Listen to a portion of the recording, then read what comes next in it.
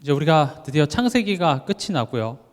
이제 마가복음 1장을 읽었다라는 것은 이제 마가복음을 하겠단 말입니다. 마가복음. 제목이 이게 제목입니다. 같이 읽어볼까요? 절망 중에 마가복음. 이게 이제 주제가 될 겁니다. 우리 창세기는 치유 창세기였고요. 마가복음은요, 절망 중에 마가복음입니다. 제가 왜 이런 제목을 붙였는지, 이제 여기에 대하여서 오늘 말씀을 듣고 나면 그렇구나, 그래서 절망 중에 마가복음이구나 라고 여러분들이 이해되실 겁니다. 이 마가복음을 통해서 하나님이 지금 우리에게 하시고자 하는 메시지가 무엇인지를 우리는 이제 묵상하는 그런 시간들을 가질 겁니다. 우리가 성경을 볼 때 항상 그 성경을 통해서 우리에게 무슨 말씀을 하시고자 하는지 그 목적을 먼저 알고 성경을 보는 것이 중요합니다. 우리가 뭐 편지만 해도 그 편지의 목적이 있잖아요, 그렇죠? 그래서 그것을 알기 위해서 항상 우리가 생각해야 될 것이 뭐냐 하면 배경입니다.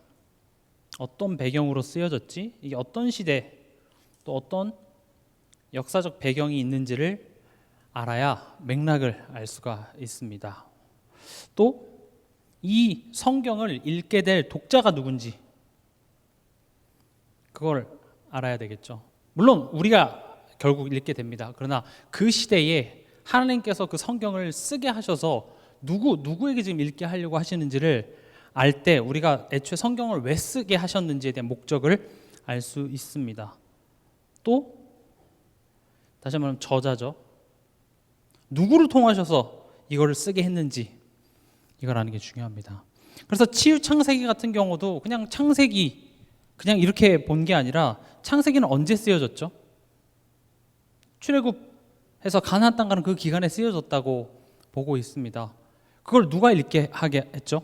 지금 애굽에서 나와서 가나안 땅을 가는 그 이스라엘 백성들에게 창세기를 읽게 한 것이죠. 그럼 왜 그걸 읽게 했을까요? 그럼 지금 광야에서 매일매일 하루하루 살아가는 것도 힘든 사람들한테 어떤 그 신학적이고 깊은 내용들로 물론 있겠지만 무엇을 말하고자 하는지 이제 거기서부터 이제 우리가 질문해 갈 수 있는 겁니다. 그거를 모세를 통하여서 쓰게 하셨다. 이것을 가지고 그래, 애굽에서 종되었던 우리를 구원하는 게 어떤 의미인지, 또 우리가 이제 하나님의 백성으로서 이제 자유인이 됐지만 또 왜 가나안 땅에 가야 되는지, 또 가나안 땅에 그냥 가면 좋겠는데 가는 그 여정이 쉽습니까? 어렵습니까? 어렵죠. 그럼 그런 매일매일 하루 삶 속에 문제와 어려움과 고난은 어떤 의미를 가지고 있는지를 창세기를 통하여서 이제 설명을 하십니다. 그러니까 우리를 구원하시고 자녀 삼으사 우리가 이제 하나님이 원하시는 한 사람이 될 때까지 만들어가는 그런 여정을 하나님께서는 창세기를 통해서 지금 이스라엘 백성들에게 1차적으로 지금 말하고자 하시는 거죠.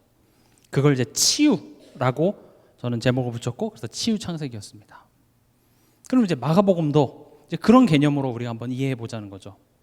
우리가 성경 그 한 구절 한 구절도 굉장히 의미가 있지만 이게 전체적인 흐름을 보고 이 성경 그대로의 메시지를 우리가 이해할 때 참 많은 것들이 깨달아질 수 있습니다. 그래서 바로 오늘 본론으로 들어가서요. 오늘은 그 개요 시간입니다. 이 누가복음의 시대적 배경은요. 마가복음이죠. 마가복음의 시대적 배경이 AD 60년에서 70년입니다. AD라는 말은 주후란 말입니다. 예수님 탄생 연도를 기준으로 BC, AD 이렇게 나누죠. 그래서 AD라는 말은 예수님 탄생 후 60년, 70년. 지금 뭐 역사 시간도 아닌데 이걸 왜 지금 제가 말씀을 드리냐? 이때가 이 네로 황제가 재임했었던 시기고, 이때가 핍박이 가장 심했던 기간입니다. 여러분, 네로 황제 악명 높죠? 많이 들어보셨죠? 네로 황제가 얼마나 그리스도인들에 대해서 핍박이 심했는지 이 시기에 쓰여진 게 마가복음입니다. 그럼 벌써 여기서부터 우리가 많은 것들을 생각해 볼 수가 있겠죠. 마가가 산속에서 맑은 공기 마시면서 성경을 한번 써볼까 해서 쓴 게 아니라 어떤 시기냐? 굉장한 핍박 가운데서 쓰여진 게 마가복음입니다. 특히 이 AD 64년에는 무슨 일이 있었냐? 로마 대화재 사건이 있습니다. 그러니까 로마 시내에 엄청나게 큰 불이 났어요. 거기엔 여러 가지 그 썰이 있습니다. 뭐 기름 창고에서 불이 났다, 뭐 연극장에서 불이 났다, 또 그게 우연적으로 났다, 아니면 네로 황제가 그를 불을 지피게 했다, 뭐 여러 가지 뭐 설이 있긴 했지만 이제 민심 자체가 이제 네로 황제가 불을 붙였다, 이런 민심들이 많이 돌았어요. 왜냐? 그 전부터 네로 황제가 별로 민심이 좋지가 않았어요. 그래서 네로 황제가 어떻게 했냐? 이 방화에 대한 원인을 누구에게 돌렸어요?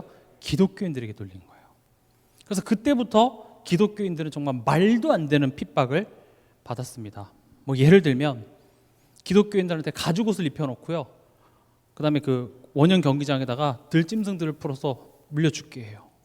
제가 그거를 찾아봤는데 정말 너무 끔찍해요. 그리고 기독교인들을 묶어요. 그래서 십자가에 매달아서 기름을 낮에 계속 부어요. 그 다음에 밤에 그거를 횃불로 써요. 산채로 그걸 타는, 그러니까 어두운 그 도시를 밝히는 것을 그리스도인들을 묶어놔서 그거를 횃불 연료로 쓰고요, 산채로. 그러니까 말도 안 됐죠. 여러분, 그런 상황 속에 교회 가겠습니까? 길을 걸으면 지금 집사님, 장로님 다 매달려서 지금 산채로 타고 있는 모습을 보면서 여러분들은 그래, 예수는 그리스도, 이게 되겠습니까? 저는 상상만 해도 끔찍하더라고요. 그런 상황 속에 쓰여진 게, 제가 누가라고 썼네요 여기. 아니군요. 잠깐만, 이거 제가 헷갈려.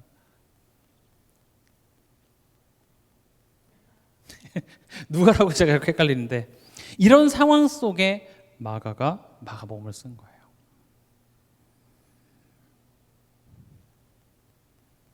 이때 그리스도인들의 현실은요, 뭐 경제적인 어려움, 질병 이 정도가 아니라 이 핍박과 순교가 현실이었습니다. 우리는 내가 뭐 어디 아랍이나 뭐 이런 데 가서 너 예수 믿으면 죽인다 했을 때 내가 진짜 예수 믿는다고 얘기할 수 있을까? 우리는 상상해서나 그런 생각을 하지만 이때는 이게 현실이었습니다. 당장 문 열고 나가면 바로 피 비린내가 나고 죽음이 있고, 이런 절망 가운데 입에서 입으로, 손에서 손으로 전해졌던 게 뭡니까? 그게 마가복음이에요. 그 어떤 절망도 없고 우리의 믿음과 열심이 어떤 보상으로도 다가오지 않는 그런 절망적인 현실 속에서 그들에게 전달되어졌던 것, 마가복음입니다. 지금같이 이런 좋은 종이 성경으로 전해졌겠습니까? 그런 엄청난 절망 가운데 여러분, 오늘 읽었던 1장 1절 한번 읽어보세요. 같이 읽어보겠습니다. 하나님의 아들 예수 그리스도의 복음의 시작이라. 이 배경을 알고 이 구절을 읽으면은 정말로 가슴이 두근거립니다. 지금 마태복음 같은 경우는 뭐 족보가 나오고 하잖아요. 이때 지금 족보 읽을 그런 시간이 없어요. 누가 누구라고 이거 못해요. 바로 들어갑니다. 하나님의 아들 예수 그리스도의 복음의 시작이라. 절망 가운데 유일한 기쁨의 소식, 예수 그리스도의 복음. 복음이라는 단어 자체가 사실은 기독교에서만 썼던 단어가 아닙니다. 그때 당시에 황제가 뭔가 소식을 전할 때 그걸 복음이라고 얘기를 했습니다. 기쁜 소식. 근데 예수 그리스도의 복음입니다. 이때 당시에 그리스도인들한테 기쁜 소식이 뭐가 있겠습니까? 없습니다. 절망밖에 없습니다. 그런데 예수 그리스도의 기쁜 소식이라고 선포되어지면서 그 환난 가운데, 핍박 가운데 성도들의 손에서 손으로, 입에서 입으로 전달되어졌던 마가복음. 저는 이 배경을 보면서 우리 이 시대에 사실 때로는 절망적인 순간들도 많습니다. 여러 가지 상황과 문화와 그런 것들이 참 기쁘고 감사하는 그런 것보다는 절망, 믿을 게 없고 낙심되고 비관적이고 그런 상황 속에 예수 그리스도의 그 복음이 전달됐더라는 거죠.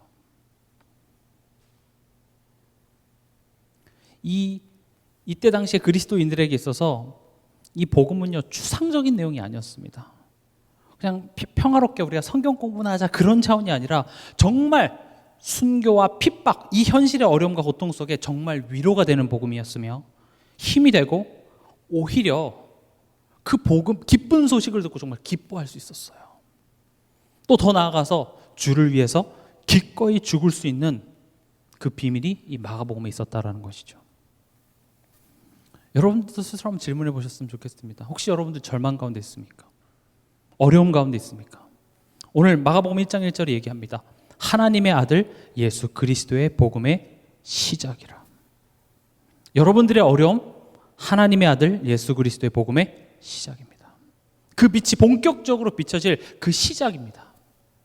저는 그래서 마가복음을 딱 펼쳐서 1절 딱 읽는 순간 아 이거다. 아 이거구나. 이 위기 가운데 뭐가 시작이 되는 거예요? 예수 그리스도의 복음이 시작됐어요. 예수 그리스도라는 사실 내게 기쁜 소식으로 진짜 깨달아지고 인정되어지는 그 시작이 마가복음인 것입니다. 그래서요, 이런 맥락을 알고 마가복음을 보면 굉장히 다르게 읽혀집니다. 그래서 마가복음의 특징 중에 하나가 뭐냐면은 다른 공관복음에 없는 그런 표현들이 좀 있습니다. 마가복음 1장 12절 13절에도 보면은요, 성령이 곧 예수를 광야로 몰아내신지라 광야에서 40일을 계시면서 사탄에게 시험을 받으시며 들짐승과 함께 계시니 천사들이 수종들더라. 지금 순교, 핍박, 어려움 이런 것들이 현실이었던 이때 당시 그리스도인들에게는 아 그래 예수도 광야로 몰리셨구나. 예수도 사단에게 시험을 받았구나. 특히 들짐승과 함께 계시는 그런 어려움이 이때 당시 실제로 그리스도인들이 들짐승들에게 이렇게 잡혀 먹히는 그런 핍박들을 많이 받았거든요. 그들에게 이 내용은요, 우리가 그냥 예수님 시험 받으셨구나 그런 차원이 아니에요. 굉장히 현실적으로 다가왔어요. 아, 예수님도 그러셨구나. 엄청난 위로, 엄청난 힘입니다. 근데 예수님은 실패하셨습니까? 아닙니다. 이 시험이 영원했습니까? 아니죠. 잠깐이었습니다. 사단을 이기셨습니다. 그래서 이때 성도는 이걸 읽으면서 굉장한 힘을 얻은 거예요. 그렇지. 이 세상의 핍박과 고난은 우리를 이길 수 없구나. 말씀으로 이기신 그 예수 그리스도의 내용들이 그들에게는요 다른 차원으로 와닿은 거예요. 또 4장 16절 17절 우리가 되게 잘 아는 내용입니다. 뭐 마가복음 한번 같이 보시면 좋습니다. 또 이와 같이 돌밭에 뿌려졌다는 것은 이들을 가리킴이니 곧 말씀을 들을 때 즉시 기쁨으로 받으나 그 속에 뿌리가 없어 잠깐 견디다가 말씀으로 인하여 환난이나 박해가 일어나는 때에는 곧 넘어지는 자요. 씨 뿌리는 비유 잘 알잖아요. 근데 여기에 뭐가 들어가 있습니까? 환난이나 박해가 일어나는 때는 곧 넘어지는 자요. 그러니까 이런 시대적인 맥락을 딱 보고 환난이나 박해, 이 씨 뿌리는 비유가 보통 비유가 아닌 거예요. 그때 당시에 얼마나 많은 사람들이 믿음의 굳게 섰던 사람들도 있었겠으나 그런 핍박과 어려움에 도망가거나 배교하는 사람들도 너무나도 많았을 것입니다. 그런 모습을 보면서 누구는 실망하고 그랬던 상황 속에 이건 다르게 다가오는 겁니다.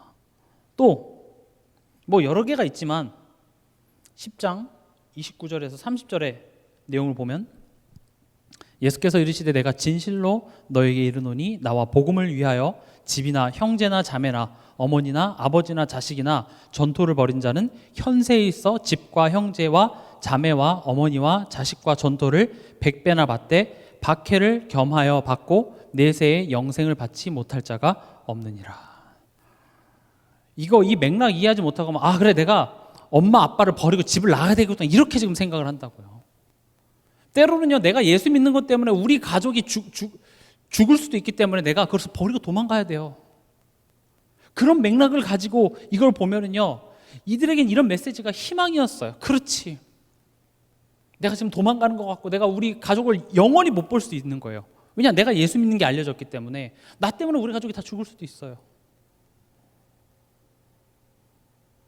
그래서 여기서 박해를 겸하여 받고 이런 말들이 지금 이때 AD 60년에서 70년에 이 마가복음을 처음으로 읽게 되는 사람들에게 있어서는 다른 개념이에요. 저는 우리가 이 마가복음을 그냥 뭐 또 성경 읽듯이 읽는 차원이 아니라 이번 제목 있죠. 절망 중의 마가복음입니다. 지금 내가 처해 있는 현실, 여러 가지 어려움들 다 있으신 줄 압니다. 쉽지 않죠. 삶이 녹록하지가 않습니다. 살만 하면 어려움이 찾아오고 또 여러 가지 들려오는 여러 가지 소식에 내 마음과 믿음이 흔들리기 일쑤입니다. 근데 그런 나의 삶 속에 지금 하나님께서는 예수 그리스도의 복음, 이것을 시작하십니다. 우리가 이 마가복음 얼마나 걸릴지 모르겠습니다. 그런데 이 마가복음을 우리가 읽어가면서 여러분들이 그래, 절망 중에 내가 진짜 예수 그리스도가 내 인생의 기쁜 소식이구나, 이게 인정되시길 바랍니다. 하나님께서는 이 마가복음을 당연히 마가를 통하여서 쓰게 하셨죠. 사실 이 저자가 누군지 정확하게 마가다라고 얘기는 못합니다. 그러나 여러 가지 문체나 이렇게 정황으로 봤을 때 마가일 확률이 높다, 이렇게 다 보고 있습니다. 이 마가는요, 우리가 잘 아는 마가다락방의 마가입니다. 마가다락방에 몇 명이 있었죠? 120명이 있었죠. 그러니까 다락방이 아니라 다락방에 120명이 들어가면 집은 얼마나 큰 거예요, 그렇죠? 그래서 이제 성경에서는 이 마가가 꽤나 잘 살았다, 부유했다, 이제 이렇게 많이 보고 있습니다. 또 이 마가는요, 이 바나바의 조카입니다. 생질이라고 하죠. 골로새서 4장 10절에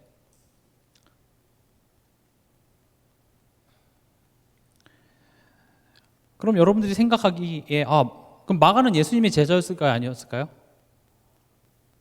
제자가 아닙니다. 그럼 적어도 성경을 쓸 정도면 되게 훌륭했을 것 같죠. 그러나 마가의 모습은요, 원래 모습은 연약합니다. 사도행전 12장 25절에 보면 마가라 하는 요한이라고 하면서 이제 마가의 또 다른 이름이 요한입니다. 굉장히 성경 이런 거 좀 헷갈리는 것 같아요. 그러니까 예수님 요한을 하면 여러 명이 이렇게 봤을 것 같아요. 근데 실제로 이탈리아에 가면은요, 길 가다가 마리아 부르면요, 열댓 명이 이렇게 쳐다봅니다. 이게 굉장히 이때 당시에는 흔한 이름이라고 해요. 우리나라에도 김 사장 하면은 길에서 이렇게 여러 사람이 보죠. 박 사장 하면 여러 사람이 보듯이 이름이 굉장히 비슷한 이름이 많습니다. 근데 이 마가라고 하는 요한이 뭘 하죠? 13장 5절에 보면 이제 바울과 바나바와 함께 이제 선교 여행을 같이 갑니다. 이 선교 여행의 수행원으로. 또 아무래도 바나바가 이제 자기 조카기도 하니까 이제 같이 데리고 간 겁니다. 그런데 13절에 보면 중도 포기를 합니다. 그러니까 선교 여행 하다 보니까 이제 너무 힘든 거예요. 너무 고된 거예요. 그래서 중간에 포기합니다. 그래서 신학자들이 이제 이 마가가 부잣집에서 부잣집 도련님 같이 태어났기 때문에 이런 힘든 상황을 못 견뎠을 것이다, 뭐 이렇게 보시는 분도 계세요. 어쨌든 간에 중도 포기를 하고 이제 바울과 바나바는 계속 선교 여행을 떠납니다. 그리고 15장 36절에서 40절에 보면 이제 두 번째 선교 여행을 가려고 할 때 바나바는 당연히 이 마가를 또 데리고 가려고 하는데 바울은 절대 안 돼, 이렇게 되는 거죠. 37절 보면은 바나바는 마가라 하는 요한도 데리고 가고자 하나 바울은 밤빌리아에서 자기들을 떠나 함께 일하러 가지 아니한 자를 데리고 가는 것이 옳지 않다 하여 서로 심히 다투어 피차 갈라서니 바나바는 마가를 데리고 배 타고 구브로로 가고 바울은 실라를 택한 후에 형제들에게 주의 은혜에 부탁함을 받고 떠나. 여기서 보통 성경은 좀 좋은 이야기들을 많이 써줬으면 좋겠는데 지금 전도자 바울이에요. 그리고 바나바는 어떤 별명이 있죠? 착한 사람입니다. 성령이 충만하고 착한 사람인데 착한 사람이 심히 다툴 정도면 이거 굉장히 큰 싸움이에요.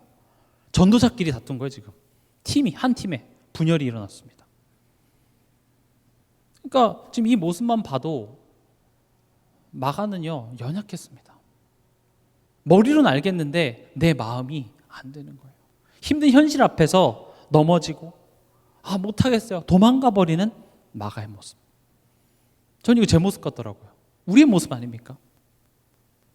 지금 하나님이 마가복음을 기록하게 하시는 데 있어서 대단한 사람을 들어다 쓴 것이 아니라 매우 연약한 사람이었어요. 너무 우리와 같은 사람이었어요. 그래서 마가는 그렇게 도중에 힘들어서 집에 다시 예루살렘으로 돌아가는 길에 휴 다행이다 집에 가서 놀아야지 이런 마음으로 갔겠습니까? 아니면 마음으로 굉장히 좌절하고 내 스스로에게 실망한 모습이 컸겠습니까? 당연히 후자죠. 난 왜 이거밖에 안 될까? 나름 신앙적으로 굉장히 슬럼프, 굉장히 좌절 가운데 있었던 것이죠. 그 좌절 가운데 있었던 마가를 하나님께서는 세워서 먼저 증인을 세워서 그 마가를 통하여서 마가복음을 쓰게 한 거예요. 그러니까 성경은 계속 이런 식입니다. 나 한 사람을 하나님께서는 세워서 그 증인으로서 또 다른 사람에게 쓰게 하시는 것이죠. 어쨌든 지금 이 마가의 원래 모습은 어땠습니까? 연약합니다. 또 여기 초창기에 이 바울의 모습을 보면은요, 올챙이적 일을 생각 못하는 것 같아요. 쥐는 예수 믿는 사람 핍박했던 사람을 바나바가 이렇게 훈련해서 해줬더니 좀 연약해서 넘어질 수도 있지. 근데 안 돼, 절대 안 돼. 이렇게 되죠. 근데 마가가 어떻게 됩니까? 변합니다. 그래서 바울이 뭐라고 고백하냐? 빌레몬서 1장 24절에 보면 나의 동역자 이렇게 얘기합니다. 또 디모데후서 4장 11절에 보면 유익한 자 이렇게 얘기를 합니다. 그럼 여기서 누구 판단이 옳았던 거예요? 뭐 굳이 따지면 바나바 판단이 옳았던 것이죠. 물론 하나님께서는 그것을 가지고도 또 일을 하셨습니다. 바나바와 실라를 통해서 일을 하셨으나 어쨌든 간에 이 순간에 이 바울의 판단이 옳다 그러다 굳이 따지면 바울도 사실은 보지 못했던 것이죠. 근데요, 그럼 어떻게 마가가 변했을까요? 도대체 이 사이에 무슨 일이 있었을까요? 이렇게 연약하고 중도에 도망갔던 그 마가. 그리고 솔직히 마가에게 있어서 이제 두 번째 여행 갈 때 이제 바나바가 야 지난번에 너가 조금 힘들었지만 이번에 한번 다시 한번 가서 힘내보자 해서 데리고 왔는데 바울이 뭐라 그래요? 절대 안 돼. 그리고 나 때문에 두 사역자가 싸우는 걸 보면 마가 기분이 어떻겠어요? 더 좌절되죠. 나 때문에 괜히 이 중요한 선교 여행에서 바나바 우리 삼촌이죠. 삼촌이랑 바울이랑 싸운 그런 모습 보면은 되게 자책되고 굉장히 낙심이 됩니다. 그럼 더 낙심됐잖아요. 차라리 그냥 내버려뒀으면 좋겠는데 굳이 또 두 번째 데리고 왔다가 거기서 싸움까지 나버리니까 이 모든 게 누구 책임인 것만 같아요? 마가는 내 책임이네. 나 때문에 이렇게 되네. 근데 이 마가와 누가 만나냐? 베드로와 만납니다. 이 만남이 엄청난 저는 기가 막힌 하나님의 만남의 축복이라고 저는 생각됐습니다. 왜냐? 잘 따라다니다가 힘든 현실 때문에 도망가는 것의 선배가 누구예요? 베드로예요. 베드로도 예수님 잘 따라다니다가 그 계집종에 예수님 3번 부인하고 예수님 십자가에 돌아가셨네? 끝 하고 제자들 데리고 고기 잡으러 갔던 장본인이 누구예요? 베드로예요. 그러니까 베드로가 이제 마가가 낙심되어져 있을 때 이제 얘기를 했을 거 아니에요. 왜 그래? 괜찮아 임마 하면서 야 나는 예수님을 배반했어. 근데 그런 베드로에게 누가 찾아오십니까? 예수님이 찾아오세요. 이 기가 막힌 만남 아닙니까? 저는 우리 삶 속에 우리의 그런 연약함들이요 나중에 나와 비슷한 사람을 살리는 그 일로 반드시 쓰여질 줄 믿습니다. 그래서 여러분들이 지금 나의 모습을 보고 너무 자책하지 마세요. 또 내 자녀나 우리 교회 안에 연약한 성도들 모습 보면서 판단하지 마세요. 하나님께서는 그들을 어떻게 쓰실지 모릅니다. 그리고 내가 겪었던 그런 연약함들을 가지고 또 나중에 또 다른 사람을 살릴 수 있는 그게 달란트가 돼요. 나는 다른 사역자들처럼 말을 잘 못하는데요. 저는 왜 이렇게 증거가 없고 열매가 없고 응답이 없죠? 왜 우리 가정은 빨리 복음화되지 않죠? 이런 것들이 사실 나중에 굉장히 또 다른 사람, 나와 비슷한 사람 앞에 증인으로 설 수 있는 크게 된다라는 겁니다. 저는 너무 기가 막힌 만남이에요. 베드로와 마가의 만남. 바나바는 그리고 얼마 안 가서 이렇게 죽습니다. 이걸 어디서 알 수 있냐? 베드로전서 5장 13절에 보면 베드로가 뭐라고 얘기합니까? 내 아들 마가 이렇게 얘기합니다. 그러니까 베드로가 마가를 아예 제자로 삼습니다. 또 비서이자 통역관이 됩니다. 베드로는 가방끈이 좀 짧은 사람이에요. 어부였죠. 그래서 헬라어도 잘 못했어요. 그래서 가는 곳마다 누가 베드로의 통역을 해줬냐? 마가입니다. 마가는 부잣집 아들이고 헬라어를 잘했기 때문에 이제 베드로를 대신해서 통역을 했던 것이죠. 근데 이제 중요한 것은 뭐냐? 지금 무엇이 절망 속에 있었고 낙심 가운데 있었던 마가를 바꿨냐? 베드로가 마가에게 전했던 복음입니다. 결국 지금 이 마가복음은요, 베드로가 마가에게 전한 복음의 내용들을 기록했어요. 그리고 여기 보면 이 마가복음의 특징 중에 하나가 뭐냐? 베드로가 목격한 것을 위주로만 쓰여 있어요. 그러니까 베드로가 없었던 곳에서 일어난 일은 기록되어 있지가 않아요. 그러니까 사실은 마가는 예수님의 제자도 아니고 예수님과 함께 다니지도 않았는데 마가가 어떻게 마가복음을 쓸 수 있었냐? 사실은 베드로 복음이 있어야 돼요. 베드로가 써야 되는데 베드로가 글을 쓸 만한 그런 재주가 없기도 했고, 그걸 누구를 통해서 쓰게 하냐? 마가를 딱 붙여서 마가를 통하여서 베드로가 만났던 예수, 베드로가 겪었던 그 예수에 대한 그 복음을 마가를 통해서 기록하게 합니다. 그래서 원어나 이런 거 보면 되게 비슷해요. 베드로에게 베드로 전서나 베드로 후서에 나왔던 내용들과 굉장히 겹치는 부분이 많이 있습니다. 지금 이 성경을 기록한 게 베드로가 딱 앉아서 야 받아 적어 하면서 그렇게 쓴 게 아니라 베드로가 같이 데리고 다니면서 계속 예수님으로부터 받았던 그 복음의 내용을 이 마가에게 계속 전달해 준 거예요. 그 가르침을. 그것이 마가를 변화시켰다라는 것이죠. 그것이 마가가 조그마한 문제와 환경 앞에서도 도망가고 낙심하고 절망 중에 그냥 쓰러져 있는 마가를 다른 사람으로, 오히려 가장 큰 핍박과 환난 중에 마가복음을 쓰게 해서 그 시대에 예수 그리스도의 복음을 전하는 한 명의 전도자로 세우게 됐더라는 것입니다.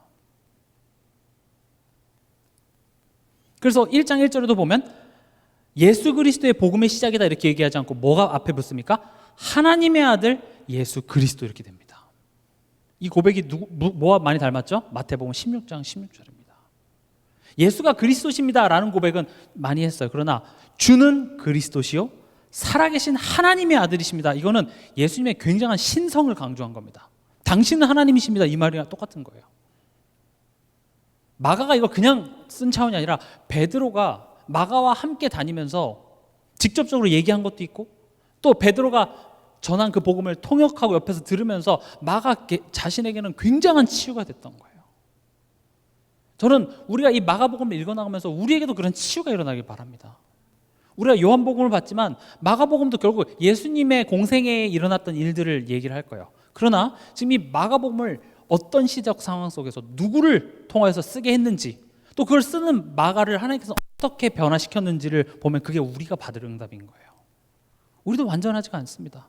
훌륭하지 않습니다. 뭔가 바울과 바나바 선교 여행을 떠났건만 나의 연약함 때문에 나는 중도 탈락한 느낌, 다시 힘내서 도전해 봤는데 또 여러 가지 상황 때문에 또 좌절해 있는, 신앙의 어떤 슬럼프에 빠져 있는 우리들입니다. 그런 나를 나와 비슷한 신앙의 선배를 딱 만나게 하셔서 베드로가 나 때는 말이야 하면서 내 경험담을 들려준 게 아니라 베드로를 통하여서 예수님의 복음을 듣게 된 거예요. 그가 그리스도이신 것과 그가 살아계신 하나님의 아들이신다 그 사실을 마가는 참 많이 들었을 겁니다. 얼마나 많이 들었던지 그걸 성경으로 기록할 수 있을 정도가 됐어요. 마가복음을 통해서 우리는 알 수 있죠. 예수님이 이 땅에 오셔야 하는 그 이유, 바로 죄 문제 때문에 그렇습니다. 죄 문제는 누구로부터 왔죠? 사단으로부터 왔습니다. 사단이 하나님과 우리 인간과의 관계를 끊기 위하여서 거짓말을 하여 인간으로 하여금 죄를 짓게 만들었죠. 그리고 우린 그 죄를 지었기 때문에 하나님으로부터 분리되어져 있고, 그래서 모든 문제가 찾아옵니다. 그래서 마가복음 보시면은 예수님께서 질병만 고쳐주는 차원이 아니라 내가 죄 사함을 하러 왔다. 물론 사복음서에 다 공통적으로 들어가 있지만 나는 죄 문제를 해결하기 왔어. 그리고 예수님이 실제로 십자가에서 고난받으시고 죽으시는 그런 과정들을 마가는 글로 풀어 쓰면서 예수가 그리스도신 것, 그분이 십자가에 죽은 것이 우리에게 얼마나 기쁜 소식인지를 먼저 겪고 증인으로서 마가복음을 기록하게 됐다라는 것입니다. 절망 중에 있던 마가를 일으켜 세우고 그 마가를 제자로 세운 복음 메시지, 그게 바로 마가복음입니다. 오늘은 개요라서 길게 하지 않겠습니다. 말씀을 정리하면 지금 이 마가복음을 통해서 우리는 두 가지를 볼 수 있습니다. 지금 엄청난 핍박입니다. 이루 말할 수 없는 정말 끔찍하고 잔혹한 그런 상황 속에 이 마가복음은요, 그리스도인들에게 기쁨의 소식이 됩니다. 여러분도 한번 묵상해 보세요. 하나님의 아들 예수 그리스도의 복음의 시작이라. 그 밖에는 지금 비명소리가 나고 핍박 속에 숨어서 예배드리면서 야 이거 한번 읽어봐 하고 읽는데 하나님의 아들 예수 그리스도의 복음의 시작이라. 황제가 황제의 명을 전할 때 복음이요 하면서 전하는 게 복음이라는 단어예요. 황제의 명령이요. 근데 지금 황제의 명령이 아니라 하나님의 아들 예수 그리스도의 기쁜 소식의 시작, 그걸 받아들면서 성도들은 거기서 소망을 얻었습니다. 위로를 얻었습니다. 그것을 누굴 통해서 쓰게 하십니까? 사실은 미리 연약하고 절망 중에 있었던 그 마가를 그의 선배, 비슷한 그 연약함의 선배, 배반의 선배 베드로를 만나게 해서 이 복음을 듣기 위해서 다시 세웁니다. 너무 저는 이걸 보면서 기가 막힙니다. 아, 이건 하나님의 작품이구나. 우리가 전도를 하고 시대를 바꾸고 교회를 살리고 그런 내용들이 사실은 나의 삶을 다 내팽개치고 뭔가 가서 살리자 이런 차원이 아니라 지금 모든 것이 내 삶과 나의 모든 만남들이 지금 유기적으로 다 연결되어져 있어서 결국은 오늘 내게 허락하신 나의 환경, 만남, 가정, 여기서 내가 올바로 서는 게 중요해요. 많은 신자들이 과거의 상처에 묶여 있습니다. 또 미래 오지 않은 그 미래 일들에 대하여서 붙잡혀 있어서 결국 오늘 내가 누려야 될 축복들을 사실 다 놓치게 됩니다. 저는 이 마가복음을 우리가 같이 읽어나가면서 오늘 내게 주시는 이 복음의 은혜, 이 기쁜 소식이 여러분들에게 있어서 치유가 되길 원합니다. 다시 한번 내가 일어나서 그렇지, 하나님이 내가 지금 그냥 우연히 지금 오늘을 살아가고 오늘 내가 이런 문제를 우연히 맞닥뜨린 것이 아니라 지금 하나님께서 큰 계획을 가지고 지금 나를 인도하고 계시는구나. 그럼 오늘 내가 해야 될 것은 오늘도 나는 그리스도 앞에 서는 겁니다. 우리 신앙생활에 있어서 가장 중요한 것이 하나님을 아는 지식과 나를 아는 지식입니다. 하나님을 알고 나를 알지 못하면 우린 예수 그리스도를 붙잡을 이유가 사실 없습니다. 하나님을 알 때, 빛을 볼 때 어둠이 보입니다. 내가 얼마나 죄인인지를 알 때 하나님이 다르게 보입니다. 그래서 저는 자꾸 좀 최근에 계속 강조하죠. 우리가 죄인인 것. 우린 여전히 하나님 앞에 죄인입니다. 하나님이 우리를 의인으로 여겨주실 뿐이지 여전히 우리 안에 너무나도 많은 죄성이 가득합니다. 그래서 우리는 항상 그 은혜를 사모해야 됩니다. 더욱더 그리스도 앞에 나아가려고 해야 됩니다. 하나님께서는 너가 지금 나와의 관계가 원활하지 않다라는 것을 우리 삶 속의 열매들을 통하여서 보여줍니다. 봐, 염려하지 마라. 근데 염려 자꾸 되지. 그것은 너가 날 믿지 못해서 그래. 그래서 그리스도야. 그래서 예수님이 십자가에 죽으셔야만 했어. 우린 그 사실을 계속 의지하고 바라보고 그 사랑을 내 삶 속에 풍성히 채울 때 거기서 변화가 일어나는 거예요. 이 마가복음이 2024년 어려움과 여러 가지 고난 속에 살아가는 우리에게 기쁜 소식이 되기 바랍니다. 살아계신 하나님의 아들 예수 그리스도의 기쁜 소식의 시작이 되는 그런 마가복음의 여정 되시길 주님의 이름으로 축원합니다.